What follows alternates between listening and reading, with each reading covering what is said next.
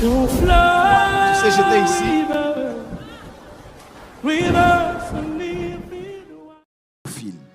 Et le livre des Actes des Apôtres, en d'autres termes, est aussi le premier livre du Nouveau Testament. Parce que voyez-vous, ma fille Feza, la plupart d'entre nous, nous pensons que la Bible est subdivisée en l'Ancien Testament, de Genèse à Malachie, et Nouveau Testament, de Matthieu à Apocalypse. À vrai dire, ça c'est basique, ça c'est pour les enfants. Mais quand vous allez plus loin, vous allez réaliser que le Nouveau Testament ne commence pas dans Matthieu. Le Nouveau Testament commence dans les Actes des Apôtres. Pourquoi? Parce que Matthieu, Marc, Luc et Jean parlent de l'histoire de la vie de Jésus et de son ministère sur la terre. Et Jésus est né, il a exercé son ministère non pas dans la nouvelle alliance, mais sous la loi. Ma fille, tu peux lire pour nous Galates 4, verset 4. Tu peux lire avec moi, Jésus n'est pas né dans le Nouveau Testament. Dis avec moi, Jésus est né sous la loi. Galates 4, verset 4.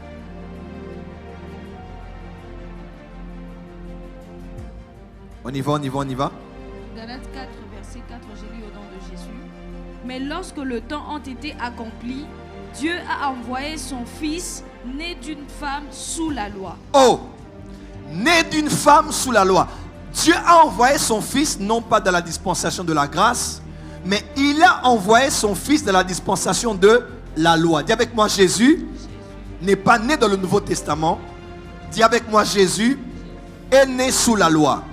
Donc tout ce que Jésus a fait, il a fait dans la dispensation de la loi. Le Nouveau Testament commence, Hébreu le dit très bien, que le testament devient valide quand la mort du testataire est constatée.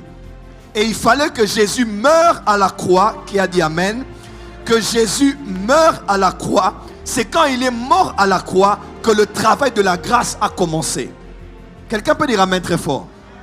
C'est quand Jésus est mort à la croix, il est allé dans les profondeurs, il est ressuscité, il a connu l'ascension, il est assis à la droite du Père. C'est là tout le travail qu'il a fait, il a bouclé la boucle.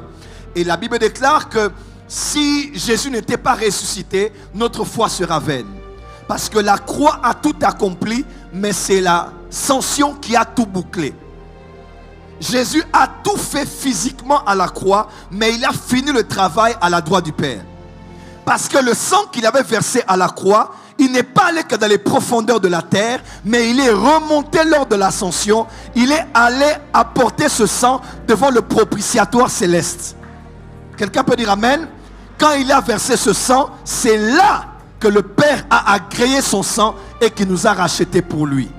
Beaucoup de gens pensent que Jésus a payé son sang auprès de Satan. Non. Jésus n'a pas payé son sang auprès de Satan. Parce que les chansons à l'époque de Joseph a payé le vin auprès de Pharaon. C'est quand il a porté le vin auprès de Pharaon qu'il a plaidé la sortie de la prison de Joseph. Le rachat n'est pas fait en payant Satan. Le rachat a été fait en payant à Dieu. Ce n'est ni par l'or, ni par l'argent, ou par des choses précieuses que nous avons été rachetés, de notre vaine manière de vivre que nous avons été de nos parents, dit Pierre, mais par le sang précieux de Jésus, comme d'un agneau sans tache. Quelqu'un peut dire, je suis racheté. Et autre question que tu passes.